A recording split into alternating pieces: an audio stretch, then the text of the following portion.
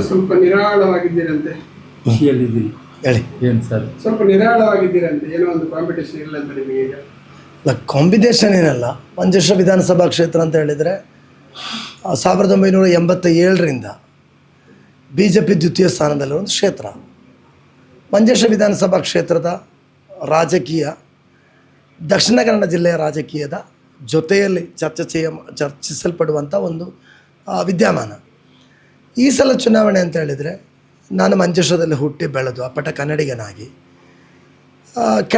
ತಳಮಟ್ಟದಿಂದ ಶಾಲಾ ನಾಯಕನಾಗಿ ಗೋವಿಂದ ಪೈ ಕಾಲೇಜಲ್ಲಿ 3 ವರ್ಷಗಳ ಕಾಲ ಚೇರ್ಮನ್, ವಿದ್ಯಾರ್ಥಿ ಸಂಪಾದಕ, ಪ್ರಧಾನ ಕಾರ್ಯದರ್ಶಿಯಾಗಿ ಬೆಳೆದು ಬಂದು ಜಿಲ್ಲಾ ಪಂಚಾಯತ್, ತಾಲೂಕ್ ಪಂಚಾಯತ್ ಶಾಸಕನಾಗಿ ಆಯ್ಕೆಯಾಗಿದ್ದೇನೆ. 5 ವರ್ಷಗಳಲ್ಲಿ ಒಬ್ಬ ಎದುರಾಳಿಗೂ ಕೂಡ ನನ್ನ ಕುರಿತು ರಾಜಕೀಯವಾಗಿ ಏನು ಬೇಕಾದರೆ ಹೇಳ್ಬೋದು. ನನ್ನನ್ನೊಬ್ಬ ಭೇಟಿ ಮಾಡಿದರೆ ಅವನ ಜಾತಿ, ಧರ್ಮ, ಭಾಷೆ ನೋಡೋದೇ ಹೆಲ್ಪ್ ಮಾಡಿದ್ದೀನಿ. ಅದು ನನಗೆ ಬಹಳ ಆತ್ಮವಿಶ್ವಾಸ ಇದೆ.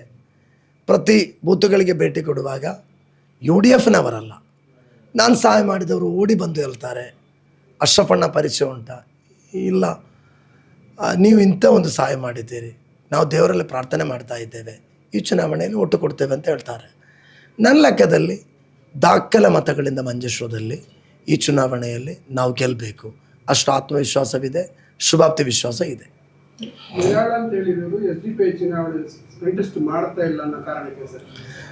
ನಮಗೆ ಸಂಬಂಧಪಟ್ಟ ವಿಷಯ ಅಲ್ಲ. ಯಾಕಂತ ಹೇಳಿದರೆ ಮಂಜೇಶ್ವರದಲ್ಲಿ LDF, UDF, BJP ಮತ್ತು ನಾವು ಸೆಣಸಾಟ ನಡೀತಾ ಇರೋದು. ನನ್ನ ಮಟ್ಟಿಗೆ ನಾನು ಆ ವಿಚಾರಕ್ಕೆ ಹೋಗಲೂ ಇಲ್ಲ. ನನಗೆ ಸಂಬಂಧ ವಿಚಾರ, ಯಾರು ನಾಮಿನೇಷನ್ ಕೊಡ್ತಾರೆ, ಇಂಥಗಿದ್ದಾರೆ, ನನಗೆ ಬಿಟ್ಟದ್ದೇ ಅಲ್ಲ. ನಾವಿಲ್ಲಿ ಮಾಡ್ತಾ ಇರೋದು BJP ವಿರುದ್ಧ ಓಟುಗಳ ಶೇಖರಣೆ ಮಾಡಿ ನಾವು ಗೆಲ್ಲುವಂಥ ಒಂದು ಕ್ಷೇತ್ರ. ಅವರೇ ಹೇಳ್ತಾ ಇದ್ದಾರೆ, ದೀಪವನ್ನು ವಾಪಸ್ ತಗೊಳ್ಳಿಕ್ಕೆ ಕಾರಣ ನಿಮ್ಮ ಒಳಗಿಂದ ಷಡ್ಯಂತ್ರ ಆಗಿದೆ. ಯಾರಿಗೆ ಚುನಾವಣಾ ಸಂದರ್ಭದಲ್ಲಿ ಯಾರಿಗೆ ಹೇಳುವ? ನಾವು ಯಾರೋ ಒಟ್ಟು ಬೇಡ ಅಂತ ಹೇಳೋದಿಲ್ಲ. ನಮಗೆ ಎಲ್ಲರ ಒಟ್ಟು ಬೇಕು, ನಾವು ಗೆಲ್ಲಬೇಕು. ಚುನಾವಣೆ ಅಂತ ಹೇಳುವಾಗ ಇಲ್ಲಿ ಎಲ್ರಿಗೂ ಗೊತ್ತು. BJP ಅಂತ ಹೇಳಿದರೆ ನಿಮ್ಮ ಸೌತ್ ಕನ್ನಡದ ವಿಷಯ ಗೊತ್ತು, ನಾನು ತುಂಬ ಚರ್ಚಿಸಲಿಕ್ಕೆ ಇಚ್ಛೆ ಪಡೋದಿಲ್ಲ. ನನ್ನ ಜಿಲ್ಲೆಯದ್ದು ಗೊತ್ತು. ಶಾಂತಿ, ಸಾಮರಸ್ಯ ಬೇಕು, ಅದಕ್ಕೆ UDFಗೆ ಒಟ್ಟು ಕೊಡಬೇಕು ಎಂಬುದು ನಮ್ಮ ಈ ಸಲ ಚುನಾವಣೆ ಮುಖ್ಯ ಗುರಿ. ಹೇಗೆ ಉಂಟು ಪ್ರಚಾರ? ನೋಡಿ, ಪ್ರಚಾರ ಅಂತ ಹೇಳುವಾಗ ಒಂದು ಭಯಂಕರ ಬಿಸಿಲಿನ ಸಂದರ್ಭ. ಇತಿಹಾಸದಲ್ಲಿ ಪ್ರಪ್ರಥಮ ಬಾರಿಗೆ 24 ದಿವಸಗಳೊಳಗೆ ನಡೆಯುವಂಥ ಚುನಾವಣೆ. ಮಂಜೇಶ್ವರದಲ್ಲಿ ನೀವೇ ಮಾಧ್ಯಮ ಮಿತ್ರರು ಗಮನಿಸಬೇಕಾದ ವಿಷಯ ಅಂತ ಹೇಳಿದರೆ, ನಾನು 5 ವರ್ಷಗಳಲ್ಲಿ ಇಲ್ಲೇ ಇದ್ದೀನಿ. ಮದುವೆ ಮನೆಗೆ ಹೋದರೆ ನಾನಿದ್ದೀನಿ, ತೀರಿಯೋದ ಮನೆಯಲ್ಲಿ ನಾನಿದ್ದೀನಿ, ನೇಮ, ಕೋಲ, ದೇವಸ್ಥಾನ ಎಲ್ಲ ಕಡೆ ಇದ್ದೀನಿ, ಮಸೀದಿ, ಚರ್ಚ್ ಇದ್ದೀನಿ. ಸುರೇಂದ್ರನ್ ಎಲ್ಲಿದ್ದಾರೆ? 2021ರಲ್ಲಿ ಬಂದರು, 5 ವರ್ಷಗಳ ನಂತರ ಬಂದು ಮತ್ತೆ ನಿಂತಿದ್ದಾರೆ. ನಿಮ್ಮೆಲ್ಲ ಕೇಳ್ತೀನಿ ಮಾಧ್ಯಮ ಮಿತ್ರರಲ್ಲಿ, ಬಹುಸಂಖ್ಯಾತ ಕನ್ನಡಿಗರ ಕ್ಷೇತ್ರ, ತುಳುನಾಡಿನ ಭೂಮಿಕೆ. ML ಅಶ್ವಿನಿ ಅವರು BJPಯ ಜಿಲ್ಲಾ ಅಧ್ಯಕ್ಷೆ. ಅವರಿಗೆ ಅವರ ಮನೆ ಇರೋದು ಇಲ್ಲಿ. ಅವ್ರಿಗೆ ಕನ್ನಡ ಗೊತ್ತು, ತುಳು ಗೊತ್ತು, ಅವರಿಗೆ ಅಲ್ವ ಸೀಟು ಕೊಡಬೇಕಾದ್ದು. ಒಂದು ನೋಡಿ, ಕನ್ನಡಿಗರಿಗೆ ಭಾರತೀಯ ಜನತಾ ಪಕ್ಷ ಒಂದು ಸೀಟು ಕೊಡಲಿಕ್ಕೂ ಕೂಡ ತಯಾರಿಲ್ಲ. ಮತ್ತು ಕನ್ನಡ ಮತದಾರರಲ್ಲಿ ನಮಗೆ ಓಟು ಕೊಡಿ ಅಂತ ಕೇಳೋದು ಹೇಗೆ? ನಾನು ಕನ್ನಡಕ್ಕೋಸ್ಕರ ಹೋರಾಟ ಮಾಡಿ ನನ್ನ ಮೇಲೆ 3 ಕೇಸ್ ಇತ್ತು. ವಿಧಾನಸಭೆಯಲ್ಲಿ ನನ್ನ ಭಾಷಣವನ್ನು ನೀವು ತೆಗೆದು ನೋಡಿದರೆ, ಪ್ರಪ್ರಥಮ ಭಾಷಣದಲ್ಲಿ ರಾಷ್ಟ್ರಕವಿ ಗೋವಿಂದ ಪೈಗಳ ಕವಿತೆ ಮುಖಾಂತರ ಆರಂಭ ಮಾಡಿದೆ. ಕನ್ನಡದಲ್ಲೇ ಭಾಷಣ ಮಾಡಿದ್ದೀನಿ ಎಷ್ಟೋ ಸರ್ತಿ. ಆ ಒಂದು ಕನ್ನಡಿಗನಾದ ನನ್ನನ್ನು ಕೂಡ ನನ್ನ ಕ್ಷೇತ್ರದ ಕನ್ನಡಿಗರು ಬೆಂಬಲಿಸ್ತಾರೆ ಎಂಬ ವಿಶ್ವಾಸ, ರಾಜ್ಯಕ್ಕೆ ಅತೀತವಾಗಿ ನನಗೆ ಓಟು ಕೊಡ್ತಾರೆ ಎಂಬ ವಿಶ್ವಾಸ ನನಗಿದೆ. 5 ವರ್ಷದಲ್ಲಿ ಒಂದೇ ಒಂದು ಶಿಕ್ಷಣ ಸಂಸ್ಥೆಯನ್ನು ತರಲಿಲ್ಲ ಅಂತೇಳಿ LDF ಮಾಡಲಿ, UDF ಮಾಡಲಿ, ಜಸ್ಟ್ ಇದನ್ನೆಷ್ಟೋ ಲಕ್ಷಗಟ್ಟಲೆ ಜನರು ಕಾಣ್ತಾರೆ ನನ್ನ ಭಾಷಣವನ್ನು. ನಾನು ಕಲಿತದ್ದು ಗೋವಿಂದ ಪೈ ಕಾಲೇಜಿನಲ್ಲಿ. ಪಕ್ಕದಲ್ಲೇ ಕಣ್ಣೂರು ವಿಶ್ವವಿದ್ಯಾನಿಲಯಕ್ಕೆ ಒಂದು 10 ಎಕರೆ ಜಾಗ ಇತ್ತು. 2010ರಿಂದ ಅದು ಕುಡುಕರ, ಅದು ಸಮಾಜ ದ್ರೋಹಿಗಳ ಕೇಂದ್ರವಾಗಿತ್ತು. ವಿಧಾನಸಭೆಯಲ್ಲಿ 2021ರಲ್ಲಿ ನನ್ನ ಪ್ರಥಮ ಸಬ್ಮಿಷನ್ ಅದರ ವಿಷಯವಾಗಿತ್ತು. ನಾನಲ್ಲೊಂದು ಲಾ ಕಾಲೇಜಿಗೆ ಮನವಿ ಕೊಟ್ಟೆ, ಅದರ ಹಿಂದೆ ಓಡಾಡಿದೆ.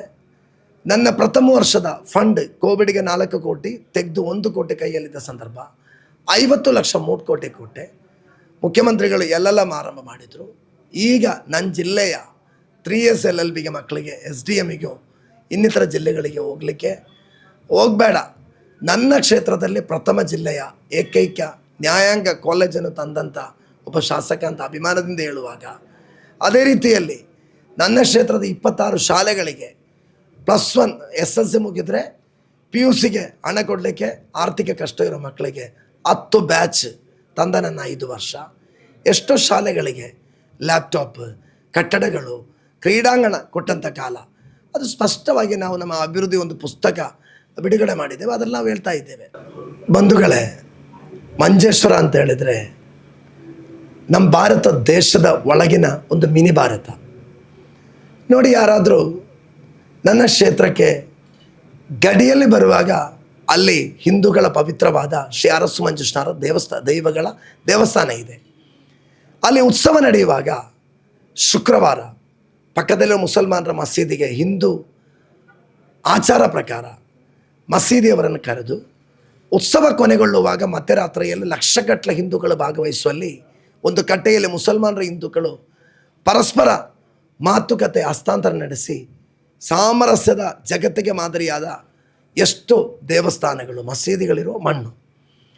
ನಮ್ಮ ಒಂದೇ ಒಂದು ಈ ಚುನಾವಣೆಯಲ್ಲಿ ಕೂಡ ಎಲ್ಲ ಮತದಾರರಲ್ಲಿ ಹೇಳೋದು, ನಮಗೆ ಶಾಂತಿ ಬೇಕು, ನೆಮ್ಮದಿ ಬೇಕು, ಸಾಮರಸ್ಯ ಬೇಕು. ಸಾಮರಸ್ಯಕ್ಕೆ, ಶಾಂತಿಗೆ UDF ಅನ್ನು ಬೆಂಬಲಿಸಬೇಕು ಎಂಬುದು ನನ್ನ ಪ್ರೀತಿಪೂರ್ವಕ ವಿನಂತಿ.